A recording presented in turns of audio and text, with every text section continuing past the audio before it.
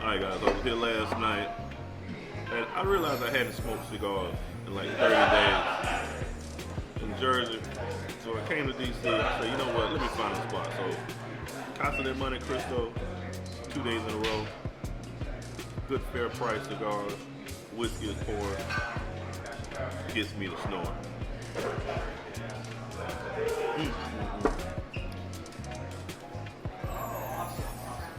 Y'all know I be doing my push-ups and shit, so I realized my chest is big.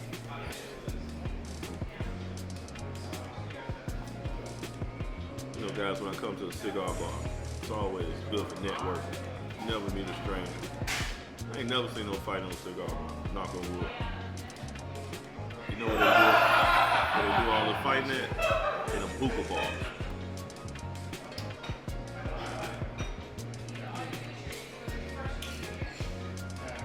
All I smell when I see hookah is bad credit, bad decisions. It's crazy because today I was thinking, I said, don't nobody have a work ethic for a good with bad credit. How you going? I'm talking about entitlement. Like, Need everything. Need a sugar daddy. If you ain't helping her with the bills, you can't fuck with her. Like, yeah. and that's the thing. I guess what's wild to me is somebody who has nothing or doesn't put in the work for something wants so much. Yeah. Like you ain't putting in the work for that. You ain't groomed yourself to receive that type of Yeah. blessing. You know what I mean? No, for sure. Like shit kill me. Like why would I pay some bills that I didn't help create?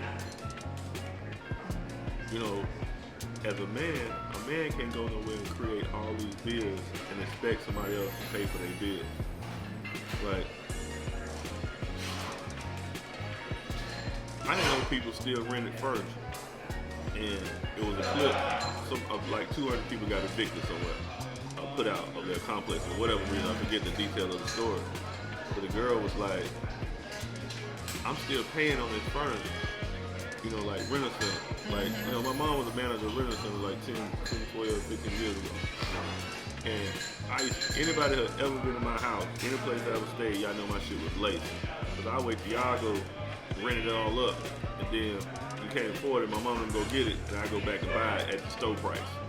So I would always have the biggest TV, I had a computer, I had an office, everything, you know, or I went straight to actual furniture and got it at a factory discount at store cost. But I'm gonna sleep on the floor. I ain't gonna get in more debt to have something. Yeah. That's how I feel about it. I don't like making payment. Yeah, like I don't want to, just because I got an empty house, you can't furnish a whole house in one day. You can, but it's expensive. Yeah. But you do it as your budget. I'm not going to go in the hole to what, impress who, you know what I mean? Yeah. I grew up pallet. I would sleep on a pallet in a minute. That's why you don't. That's why you don't. Pallet shopping. Hey, look.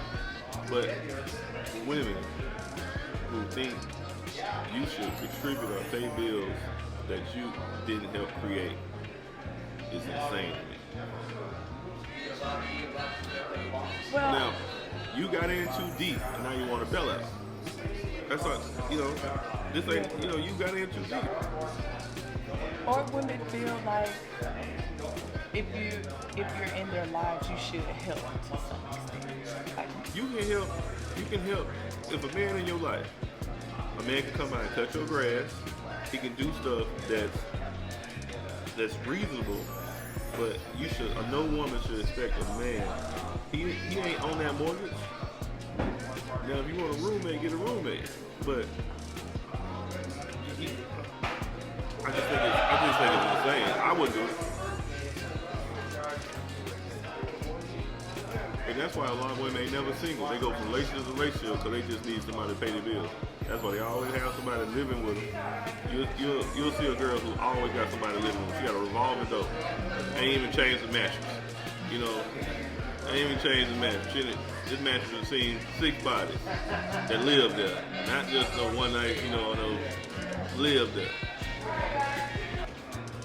I was telling him, the little chick that I dated that made it hard for any other chick.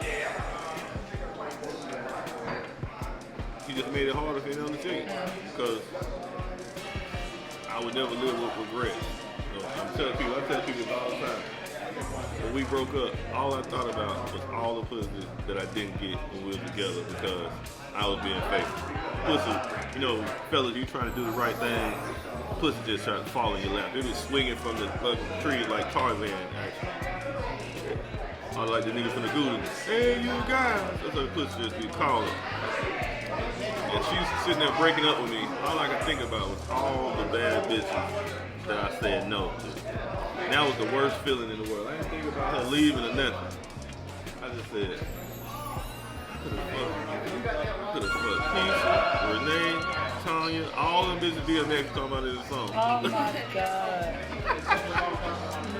And like, I'll never have this experience again. I mean, I'll never feel the same way again because in life you should never have regrets. So as a traveling man, I'm not living with no regrets. So no matter what. But I just realized she shaped my life. But I also learned 2 things with her. A person has the right to change their mind, and I never live with regrets. You can be with a woman 15, 20 years, she say, hey, time up. Okay, cool. I can leave, go, see you in the future. Wish you the best. Anybody in life, right? You start out at a point, and you live an American dream. And living an American dream consists of piling on debt, or gaining responsibility and stuff. You make you know how much money you make every 2 weeks, 1 month, whatever you get paid. And sometimes, I think like, you can buy a house. You think in your mind, oh, my mortgage. They tell you my mortgage will be this, but they don't tell you about taxes. Right. They don't tell you about the upkeep. They don't tell you when the AC go out. They don't tell you when this and that. So you might have a savings that you was able to accumulate, and then your savings start slowly dwindling down because the expenses of it all. yeah, the overhead. And that's why I tell people, if you want to fix income, you got a cap salary. You gonna have some gotta give. You either gonna have a house, a comfortable mortgage, and when you get that new car note, that new insurance, that's like when I got my car, that's $800 of now I get to see my money every day. But that was $800 I got to set on fire and had a good time with every month, But I just think it's crazy for anybody to think they create their own business on somebody. Maintain it for. Like my homeboy we talked this morning, he said, I ain't mad that she came up off me because a man should always make your situation better, and your other spouse, whether it be a woman, she should do her part while I'm out here doing it. He said, I was out here busting these bills, doing this, putting the money together.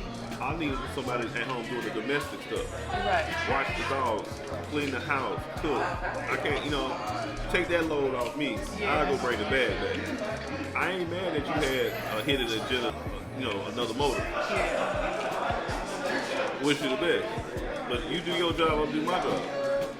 But I think sometimes in those situations, you end up biting people in the ass because they typically won't find nothing that's going to compare to that. And now, it's going to seem after she's been out there running the streets, getting a little thing, and, because just think about somebody who came from nothing, right? Nothing, like third world country, nothing. Yeah. And now you doing better than everybody in your family. Now everybody in your family sending you, they want you to help.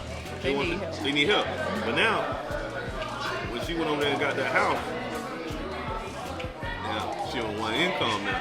Yeah. So when the AC go out, it's on her. when the yard need cut, when the deck need to be this. Now that savings. Now Mother niggas over there playing, knocking you down, doing this and that. And now you think about, damn, I had a good thing over there. What do you say, man? He's out of blocking from all social media. She's making fake accounts talking about I want to get back together. I want to work it out. When the bills hit your ass in the head, saying no my ass, nah, suffer. Enjoy your suffering like you enjoyed telling me to kiss your ass. Huh? You like suffering, huh? Suffering. That's suffering. I said you like me. Somebody got to suffer a little bit. I enjoy suffering because, like me, right? Never had no roommates until I started contract. Right. Good situation in Kuwait. You know, 2 bedroom, 2 bath, so apartment. He got his space, I got my space. Hey man, what's up? You ain't got no choice of the matter. You just meeting a stranger from another nationality, another country. What's up, bro? I'm your new roommate. And we coexist. We stay out each other's way, clean up. You know. Right now, I'm suffering on purpose to put myself on punishment to go live in a house with 5 other strangers that I don't know. But the bag and the mission, I'm building a condo. I'm building this over here. I'm about to buy some more shit, and I'm trying to pay off some bills. And I can stay in my hotel comfortable on purpose on somebody else's dime, or I can take that money and move it around. And be more intentional. So you moving like with intent. So I guess it's not necessarily suffering. It is suffering. It's No, because you put yourself on punishment, you suffer. I mean, I get what you're saying. You gotta inconvenience yourself sometimes. But to me, I feel like that's still equal discipline to be able to do that. Yeah. And moving the ego, humbly at your servant, Lord, I'm your servant. Oh, I've been waiting for you to bow that. So people only see the outcome. Yeah. People don't see when I'm over here, put myself on punishment and suffering. But they say suffering in silence. Yeah, for sure.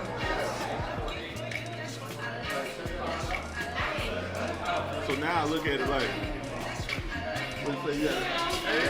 Hello, hey. We on Facebook Live or what? What we doing? Oh, we just bullshit. Your teeth so Okay, pretty. let me go. Come on in. Say what's up. Hey guys, this is Dee Dee Wells from Beer Boo's Truck, and I'm here in DC. I'm from Atlanta. Please check me out. Your local bartender, mobile bartender. We're in Atlanta because I live where in. we at right now? We're in DC at Monte Cristo. Monte Cristo. Fucking it up.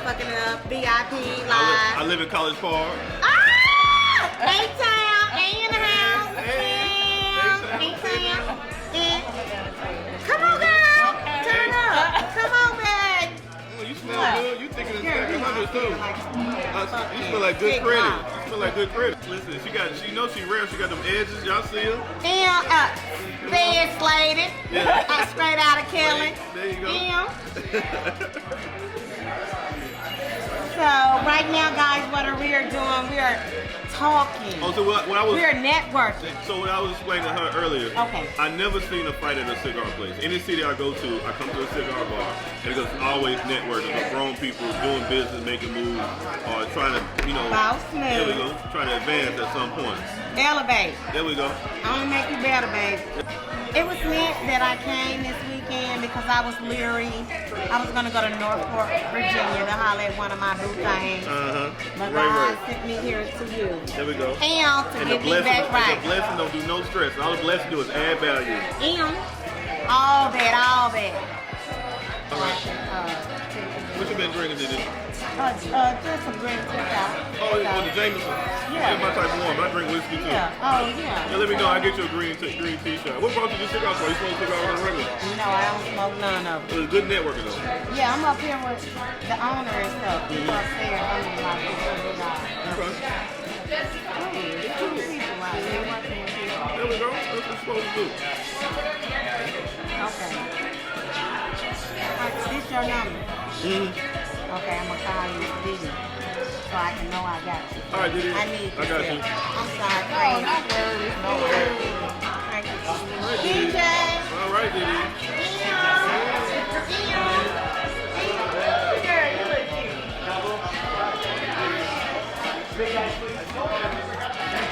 you know, I find the fuckery.